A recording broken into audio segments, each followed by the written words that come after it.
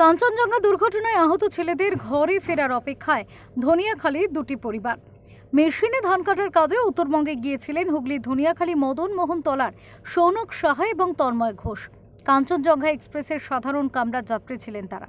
Train দুর্ঘটনায় গুরুতর জখম হন সৌনক, আহত হন তন্ময়। দুজনেই ভর্তি হাসপাতালে। ট্রেন দুর্ঘটনার খবর আসে তাদের বাড়িতেও।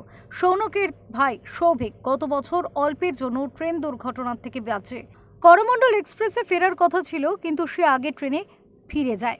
ধান কাটার মেশিন দুদিন রয়ে যাবে বলে ট্রেনে করে ফিরছিলেন সৌনক। তার বাবা প্রদীপ সাহা জানান, দুর্ঘটনার খবর পেতে দুশ্চিন্তায় রয়েছেন তারা।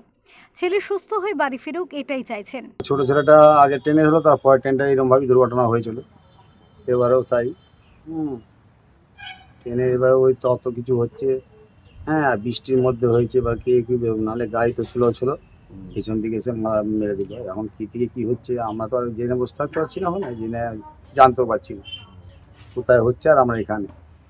কিন্তু ট্রেনের মানে যাত্রা করাটাই একটা একটা ওই জায়গাটাই বেশি ঘটনাটা ঘটছে। এর আগেও তো হলো, আগেও 1 বছর মনে হয় হয়ে গেল। কালকে তো মুখ্যমন্ত্রী, রেলমন্ত্রী, রাজ্যপাল সব গিয়েছিল, সবই যাচ্ছে শুনছি। এখন ছেলে আমার সুস্থভাবে বাড়ি আসছে। ধনিয়াখালীর বিধায়ক অসীমা পাত্রকে দুর্ঘটনার দিনই ফোন করেছিলেন মুখ্যমন্ত্রী মমতা বন্দ্যোপাধ্যায়। ধনিয়াখালীর 2 যুবকের চিকিৎসা এবং তাদের ফিরিয়ে আনার চেষ্টা চলছে বলে জানান বিধায়িকা।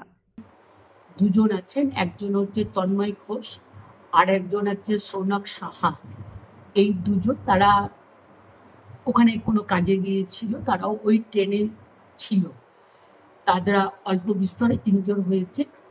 হসপিটালে গিয়ে তাদের সাথেও আমাদের মাননীয় মুখ্যমন্ত্রী মমতা বন্দ্যোপাধ্যায় দেখা করেছেন। যখনই শুনেছেন যে এদের ধনেখালি বাড়ি, তখনই তাদের সাথে নাম্বার নিয়ে আমাকে সঙ্গে সঙ্গে ফোন করে। আমি তাদের বাড়িতে কালকেই ফোন পাওয়া মাত্র, সিএমের ফোন পাওয়া মাত্রই আমিও তাদের বাড়িতে গিয়েছিলাম এবং ওনাদেরই মানে যে দুজনের অ্যাক্সিডেন্ট হয়েছে তাদেরও ফোন নাম্বার আমাকে দিয়েছিল। আমিও তাদের সাথে সঙ্গে সঙ্গে কথা বললাম। তারা আপাতত ভালো আছে। একজনের শোল্ডারে লেগেছে আর দুজনেই এখনো পর্যন্ত হসপিটালে আছে। এবং কালকে ধনিয়াখালী থেকে সুনন্দ দত্তের রিপোর্ট, ওঙ্কার বাংলা।